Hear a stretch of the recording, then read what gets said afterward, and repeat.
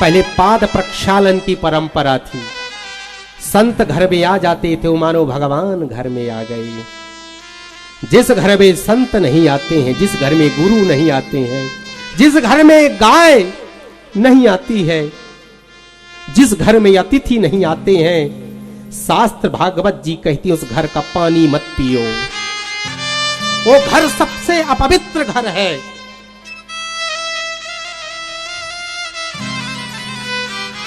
जब कोई संत घर में आए उसके पाद प्रक्षालित करिए, उसकी आरती उतारिए, मानो भगवान घर में आ गए हैं। जब भगवान आने वाले होते हैं तो पहले अपने दूत को भेजते हैं, किसी संत को भेजते हैं। जैसे श्री राम जी ने हनुमान जी को भेजा था, परीक्षण करके आओ। अपने दूत को भगवान भेजते हैं। संत के चरणों को धुलो, वस्त्रों से पोंछो, उनकी आरती करो, मानो भगवान आ गए हैं। कभी ब्राह्मणों को बुला करके वेद ध्वनि कराओ, दिव्य अनुष्ठान करवाओ, अतिथियों को बुलाओ। कई लोग अतिथि आ जाते हैं, मुंह इतना छोटा इतना बड़ा हो जाता है। मातृदेवो भव, पितृदेवो भव, अतिथि भी देवो भव, और गुरु देवो भव नहीं, गुरु स्वयं भगवान स्वरूप है। इनमें अंतर मत करिएगा, बीच बीच में बुलाते रहिएगा आप। अगर आप सोचते हो 100 रुपए कमा रहे हो, 100 रुपए में 100 रुपए आप उपयोग कर लोगे, मेरी बात आप लिख लो पेन कागज पे।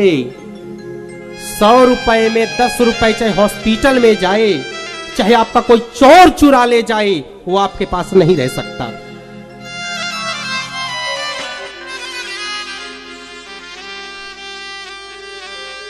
दशांश को दान करिए। कैसे दान करिए? जैसे संत, पूज्य संत यहां बैठे हुए हैं, महाराज श्री, ऐसे जहां मंदिर बन रहा हो, जहां सामाजिक कार्य हो रहा हो, मैं तो दूसरे तरह का सोचने वाला व्यक्ति हूं। कोई अगर गरीब है उसकी सहायता कभी कर दो, कोई भूखा है उसको भोजन करा दो, कोई दुखी है उसकी सहायता कर दो, कन्या का विवाह करा दो।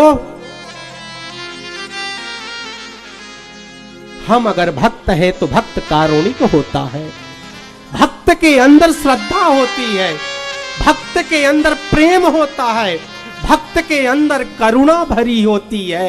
हम किसी को रोता विलखता कैसे देख लेते हैं, कैसे हम भोजन को ग्रहण कर लेते हैं कि दूसरा व्यक्ति रो रहा है।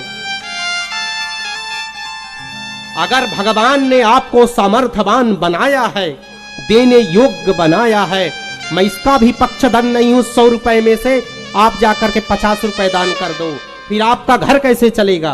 बिल्कुल मत करिए। पहले आप, आपका परिवार, आपका घर दिव्य जीवन जिए। आप 10% दान करिए और आप स्वयं निर्णय कीजिए, मेरे कहने पर भी नहीं। जहां आपको लगता है कि मुझे लगाना चाहिए, चाहे विवाह में लगाइए, चाहे मंदिर में लगाइए, चाहे गरीब की पढ़ाई में लगाइए, चाहे उसकी सेवा में लगाइए, चाहे उसकी औषधियों में लगाइए, चाहे पुस्तकों में लगाइए, कहीं लगा दीजिए आप। महाराज 10 रुपए लगाने से 10 करोड़ की तैयारी हो जाती है। जिसने दिया है उसे मिला है, और जो नहीं दिया है तो पूछता है मैं गरीब क्यों हूं? इसलिए कि उसने दिया नहीं है। देने वाला महान नहीं होता है महाराज, लेने वाला महान होता है। ये आपको अटपटी सी बात लग रही होगी, देना तो मजबूरी है, 10% देना ही होगा। यहां नहीं दोगे तो हॉस्पिटल में दोगे, कहीं भी दोगे। इसलिए जब भी दो शास्त्र कहते हैं नीचे नजर हो, इस हाथ को भी पता ना चले। अगर उस दान को आपने प्रकट कर दिया, उस दान को समाज में बता दिया, कि आज मैंने 1 लाख रुपए दान किया, 10 लाख रुपए दान किया।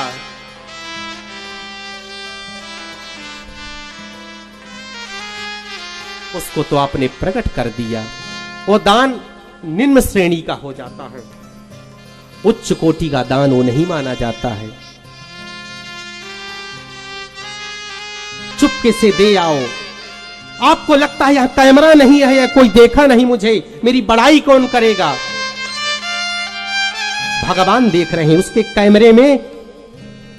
वो जब उसका ऐसा कैमरा है, अंधेरे में भी काम करता है महाराज, सब पूरी रिकॉर्डिंग है।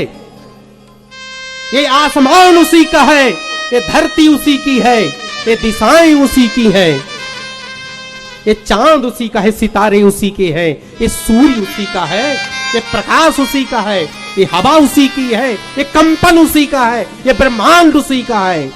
कहां तक बचोगे? यकीन करो वो देख रहा है, हर क्षण हर पल वो तुम्हारे साथ है। तुम जो भी क्रिया कर्म कर रहे हो, जो भी कृत्य कर रहे हो, जो भी शुभ अशुभ कर्म कर रहे हो, वह ठाकुर आपको देख रहा है। आपका हिसाब उसके पास है। ये दुनिया रखे ना रखे, लेकिन ठाकुर जी जरूर रखेंगे।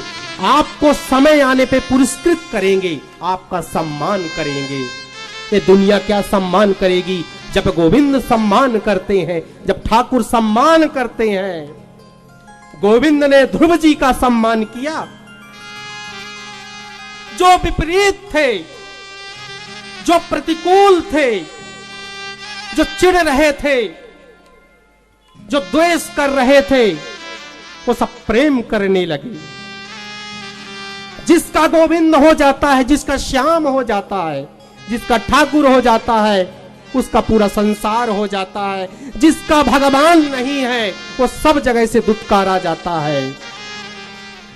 तो समाज में दुत्कारे ना जाओ, तुम गोविंद के बन जाओ, ठाकुर के बन जाओ।